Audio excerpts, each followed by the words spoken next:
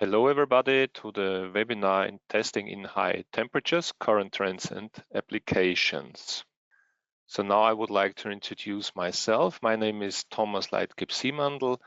I'm a sales and product manager for high temperature testing systems, and I'm within the Zwick family for more than 13 years. And to get your full attention, I will now switch off my video. Right. So what is the agenda for today? A short introduction to high temperature testing. Then I would like to talk about the 4 main points when it comes to high temperature testing. I would like to introduce you to some realized high temperature testing systems. And I would like to talk about a little bit about high specimen throughput. So short introduction into high temperature testing. Why are we doing these high temperature tests? I think you may know it if you are doing high temperature tests. So the main requirement is to achieve higher efficiency with lower energy consumption or by weight reduction. And this is either to, for example, in turbines, engines, increase the working temperature or the working pressure. And for example, for vessels and engineering components to improve the material properties or the life cycle with less conservative design, resulting in turn in weight reduction. And these results are then presented in tables. So the material characterization is done either by tensile tests, creep tests, crack propagation, which is fracture mechanics. And this is then to provide the data to properly design the high temperature structures. Now, what are typical high temperature materials? I have to say that high temperature is dependent on each material. So for plastics, so the high temperature materials are plastics, alumina alloys, titanium alloys, super alloys, ODS materials. Recently they are coming up again, refractory metals and ceramics. Now, what is the definition of high temperature anyway?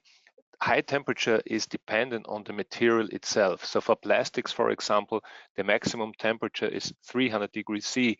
For metals, high temperature starts above 400 degrees C. The definition of high temperature for a material is, as a rule of thumb, 30 to 40% of the melting temperature in Kelvin. This means 400 degrees C approximately for metals. So we see that nickel base alloys can be used up to 1200 degrees C. Then we have ODS alloys up to 1300. Refractory metals like tungsten, molybdenum can be used the range of 2000 degrees C. And from 300 to 2200, you see these are, also from 400 to 2200, these are metals.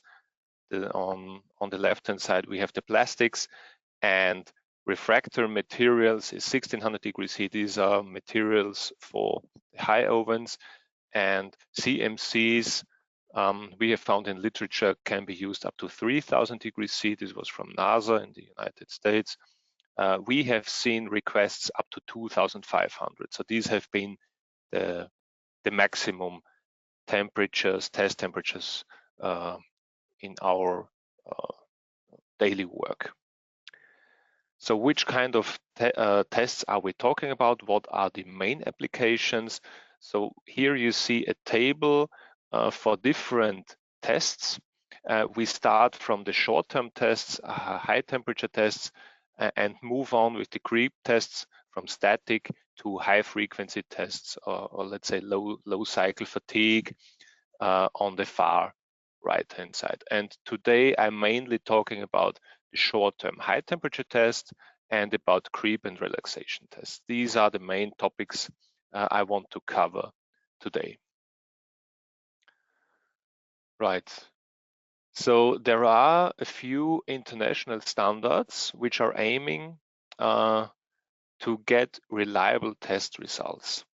Now, why is this important? This is important because the strain rate we are testing at and the temperatures are important influence parameters on the test results. Now, why is that? As a justification, you see here a page which we took from the ISO 6892 Part 2. And what you see here are stress strain curves. And on the left-hand side, I'm talking about this diagram here. This is a test which has been done, or tests at room temperature with different strain rates. And what can be observed is that the curves are very close to each other. The middle graph is again a stress strain diagram at the high temperature, again with different strain rates. And what we can see is that there is a spread between the test results, indicating that there is some influence at the temperature when you use different strain rates. And on the right-hand side, it's a given strain rate, again at different high temperatures, and again we see a spread of the different curves, saying that temperature and strain rates have an influence on the test results. And what you see here is again a graph to show the influence of the temperature and the temperature deviation. This is a creep result where on the vertical axis we see the stress, and on the horizontal axis we see the time on a logarithmic scale. And there have been tests performed at 3 different temperatures, and the main temperature is 600 degrees C, and then the temperature has been varied in a +5 degrees C and -5 degrees C. And what can be observed is that as the temperature varies by ±5 degrees, the results vary in terms of rupture times. For example, if we do the test at 600 degrees C, the rupture time was approximately 425 hours. If the test temperature has been lowered to 595 degrees C, the rupture time has increased to 711 hours. And if the temperature has been elevated to 605 degrees C, the rupture time has been decreased to approximately 250 hours. Again, indicating the big influence of temperature and temperature control on the test results. And this is quite important. So temperature control, I think, has the most impact when it comes to high temperature testing. All right. Now, this was it for the introduction in high temperature testing. I now come to the main parts. We call it cornerstones. And I would like to start with the precise temperature measurement and control. As I mentioned, it is, in our opinion, the most important influence parameter. And what you see here is a table, again taken from the ISO standard, with temperature tolerances and also the gradient depending on the test temperature.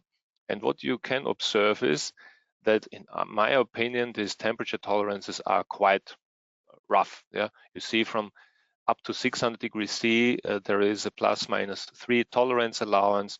When it comes to 1000 degrees C or 1100 degrees C, the tolerance is ±6. Yeah, so we need to be better than that. Again, which is a part of the ISO standard, there is a gradient, so all 3 temperatures need to be within 6 degrees C when it comes to tests around 1000 degrees C. Yeah, so this is an additional requirement for the ISO standard. But in principle, this is true for the ASTM and also for the EN 2002 Part 2. Right. So what are important parts when it comes to high temperature control and measurement? So the high temperature unit consists of 3 parts: the high temperature furnace, the controller, and the thermocouples. And what you see here is a typical high temperature furnace. It's a resistance furnace with normally 3 heating zones. To give you an idea, that the inner diameter of the heated zone has 100 millimeter and the heated height is 300 millimeter. And this is sufficient, I must say, for 95% of all applications for all standardized samples to be tested. The tests are normally performed in air environment up to, let's say, 1600 degrees C. I must say 90% is being done below 1200 degrees C. The high temperature furnace should have a certain degree of flexibility, as we need openings for extensometers, for the thermocouples, and of course for the load strings.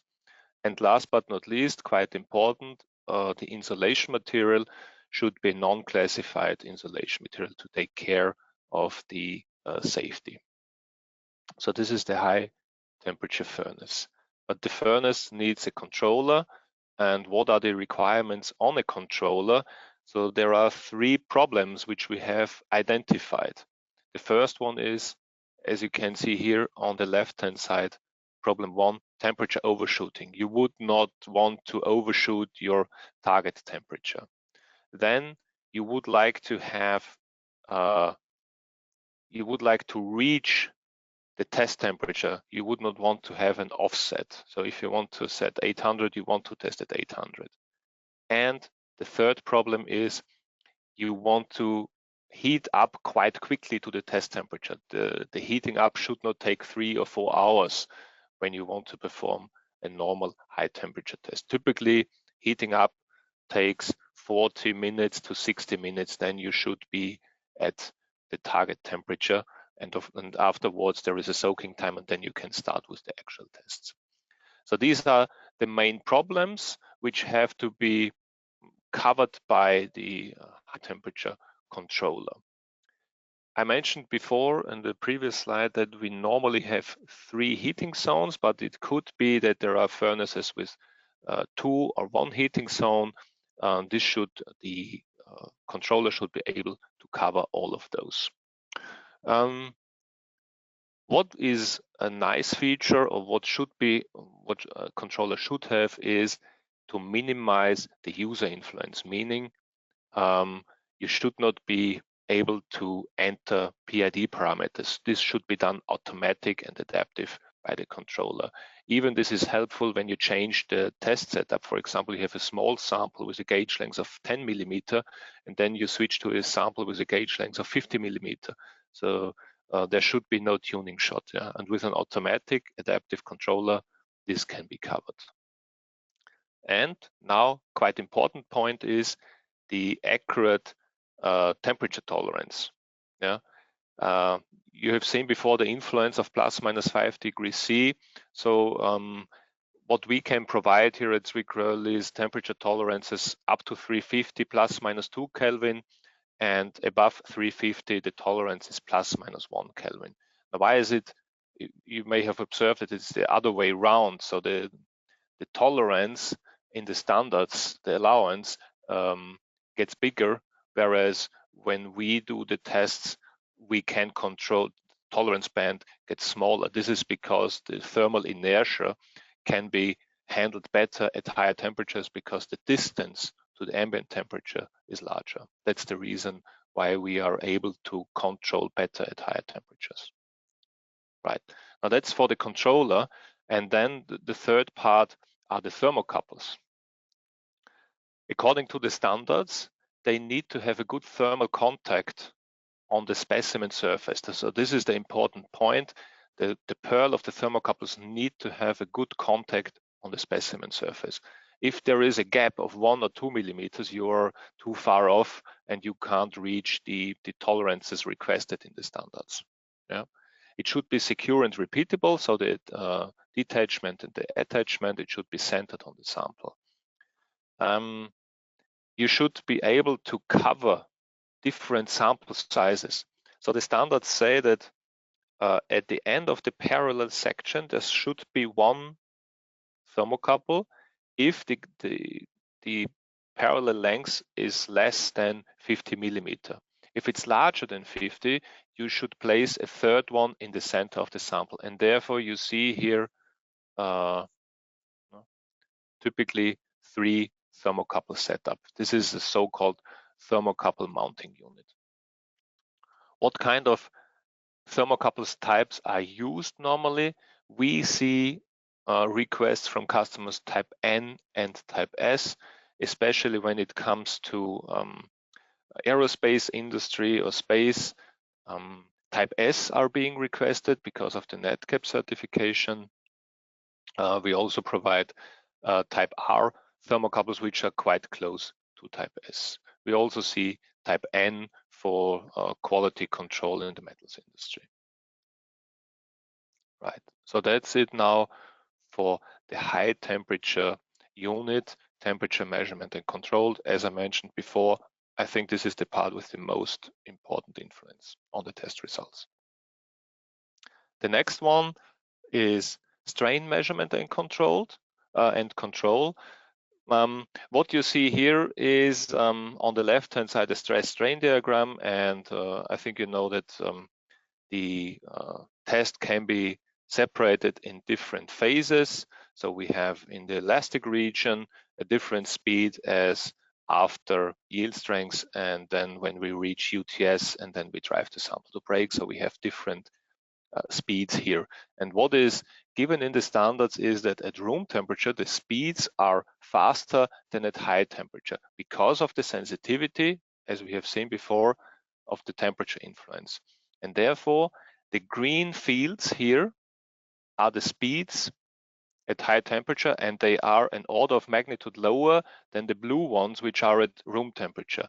And what is this diagram is all about? It's the strain rate on the vertical axis and the phases of the test on the horizontal axis. Yeah, and this makes it, how can I say, a challenge when it comes to strain rate control. What you see on the right-hand side is a speed chart where we plot the strain rate on the vertical axis over time on the horizontal axis. And this is the plus minus 20% tolerance as requested in the ISO standard. And when you plot this chart at room temperature, you would see here a straight black line because of the speeds are higher, the tolerances are larger, and control is then easier. When it comes to high temperature, the extensometer signal is much more noisy than at room temperature. And then you end up with such a graph. And you will not be all the time within the tolerances. The important thing is that at the time when you determine, for example, proof strengths, you have to be within the tolerances. And what is more is not every material can be closed loop strain rate controlled. This is because of some nonlinear behavior at different test temperatures. For example, this Le Chatelier effect prevents us to perform closed loop strain rate control in method A1, as it is called in the ISO standard. Then we have to switch to A2, which means you control the crosshead speed rather than control the extensometer signal. Right. So that's on the theory. What extensometers can be used? There are two types of extensometers: contacting and non-contacting extensometers. I have to say that there is no best extensometer. The choice of extensometer depends on the actual application. So for example, if quality control has been done, production control, the samples are always the same, the most effective solution might be a contacting side entry extensometer. When it comes to R&D or a larger specimen spectrum, meaning a small sample or larger samples, then we could go for non-contacting extensometers, for example, laser extents or a video extents. The difference between laser extents and video extents is the method how they mark the sample. The laser extents does not require any additional markings on the sample, so it is non-contacting and non-marking. The video extents is non-contacting, but it needs markings on the sample. Yeah, so there's a different, how can I say, algorithm behind. But both can cover a large spectrum and do not have any wear outs. Yeah? For example, the contacting side entry extensometers employ ceramic feeler arms, and ceramics is from from nature a brittle material and has to be handled with care. Right. So here I mention the maximum temperature of the non-contacting extensometer is approximately 1600 and 1400 degrees C. We are using green laser light for the laser extends, green LED light for the video extends. Our newest development is that we use blue laser light, and this allows us to go up to 2000 degrees C in high temperature systems. Where do we need this? For example, in ultra high temperature testing systems employing a vacuum chamber. I have a nice example later on when I come to realized testing systems. Okay, good. So we have now talked about temperature measurement and control, strain measurement and control. The next thing would be the load string. So specimen gripping is quite important. We have to stable grip the sample. As we have different specimen shapes, I show a selection in the next slide. So we have round and flats, threaded head, button heads, pin loaded, and so on. And all need to be grip stable and with a certain degree of alignment or misalignment. Yeah? So the standard, the ISO standard says the alignment has to be as good as possible and refers to the ASTM standard, and the ASTM standard, it's E21, says a maximum misalignment or bending stress of 10% is allowed. Typically with this setup, what you see here, a spherical bearing, which reduces the bending moments, we are able to provide a misalignment of 7 to 8%, which is okay for the standards. Yeah. So stable gripping, alignment. The third part is as you're doing tests at 1200 degrees C or even higher, the pull rod material and the specimen adapter material must be temperature resistant. And what we use in 90% of the cases is a nickel base alloy. Typically can be used up to 1200 degrees C, but this is then the maximum temperature. If we want to go to higher temperatures, for example, 1500, 1600 degrees C in air and tensile test, we have a solution with a ceramic load string, even to do tensile tests.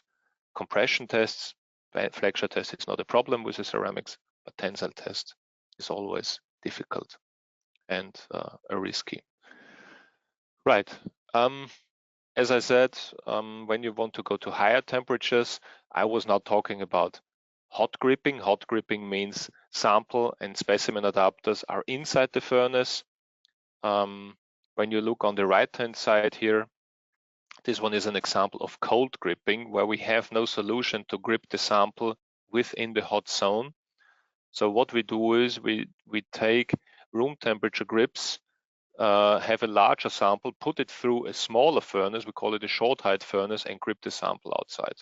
Yeah, and this allows us to test specimens where we have no gripping solution at high temperatures.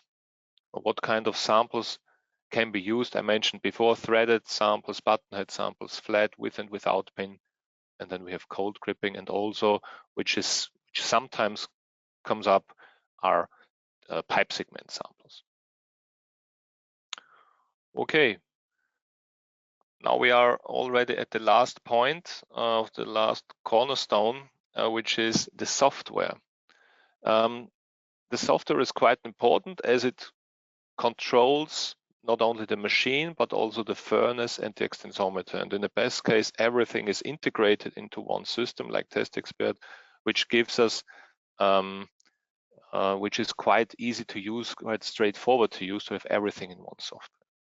And additionally, in order to remove user influence, a user management system is available normally for all state-of-the-art testing softwares. And the software can be configured such that there are specific test programs for each standard where you don't have to care about the testing speeds. These are already pre-configured according to the standards. And the main standards, for example, for high temperature testing is the ISO 6892 Part 2, the ASTM E21, and the EN 2002 Part 2. Yeah. And there are standard test programs available where everything is already pre-configured. All right, so that's it for the 4 cornerstones. Now I probably come to the more interesting slides, to the realized testing systems, and I would like to start with a creep testing system, which we have used up to 1100 degrees C using a small flat sample. And what you can see here is that this is the sample is gripped on the shoulders. The cross section of each sample is 2 by 2 millimeters, so 4 square millimeters. And we are using a non-contacting video extens in order as an extensometer, because the gauge length was 5 millimeter.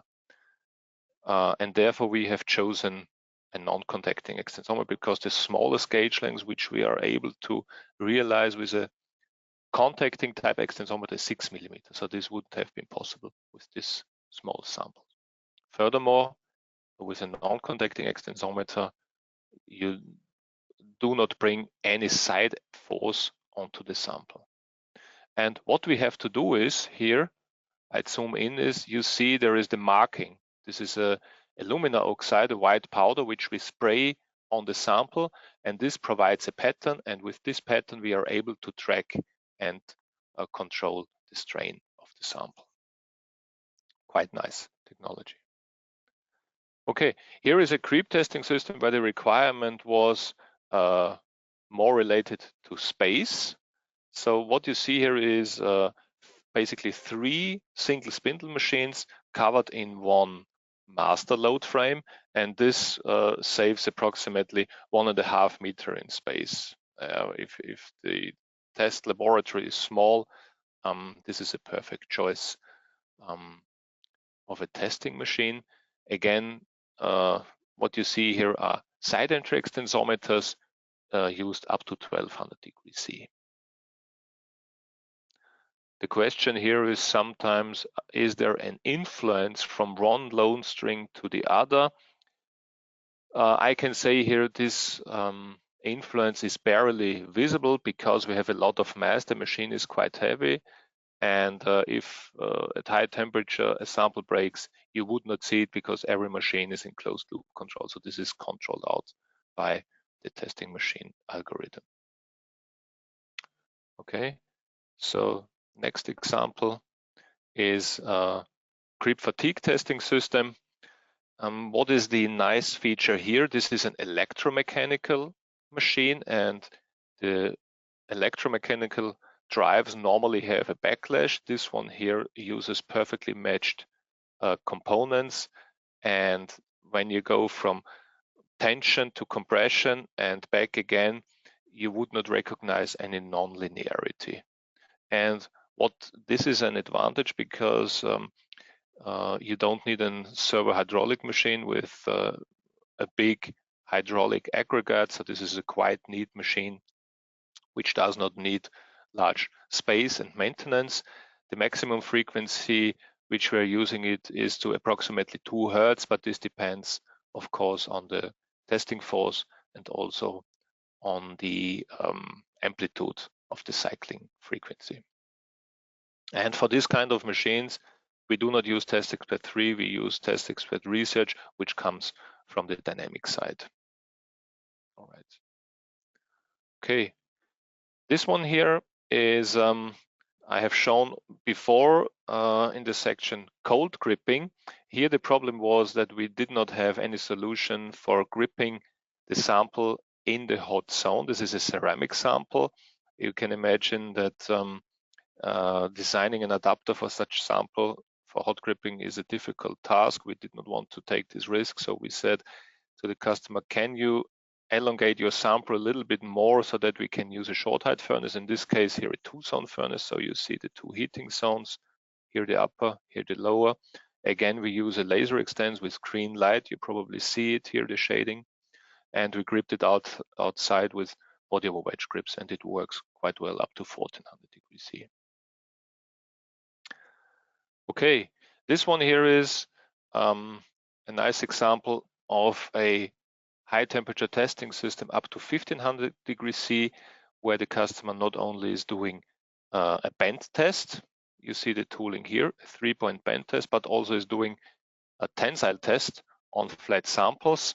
Up to 1500 degrees C, we can't use the nickel base alloy, so we have to switch to a ceramic load string. We did some trials in-house together with a company who produces us these pull rods, which are completely made from ceramics, and we can transmit forces up to 10 kilonewtons for this kind of ceramic samples. They are normally quite small, so 10 kilonewton should not be the limitation here, and it works quite well. Again, we're using a non-contacting extensometer because of its flexibility and versatility in this kind of applications.